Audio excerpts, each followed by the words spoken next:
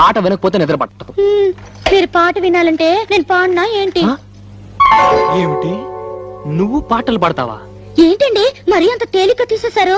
మా ఆశ్రమంలో ఫంక్షన్లు జరుగుతున్నప్పుడు పెద్ద పెద్ద వాళ్ళు వచ్చినప్పుడు నా చేతే పాటలు పాడించేవారు.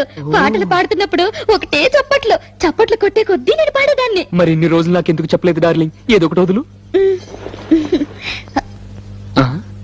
తలుపులు ముయ్యండి. ఏ ఎవరిని వింటారనా? కాదండి, నా పాట మీరు తప్ప మీరు ఎవ్వరూ వినకూడదు. నా పాట మీకే అంకితం. ఓ ఏం కొట్టేవి నచ్చలక. వస్తానుండు, నీ పాట నాకే అంకితం. ఓకే, ఏది పాడు.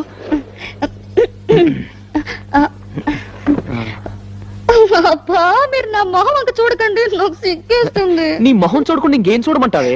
మీరు వెనక్కి తిరగండి. నా దగ్గర ఎందుకు సిగ్గు? మీరు వెనక్కి తిరుగుతాను, నా పాడతాను. ఓకే ఓకే ఓకే, నా వీపు చూసి పాడు పాడు. ఆహా.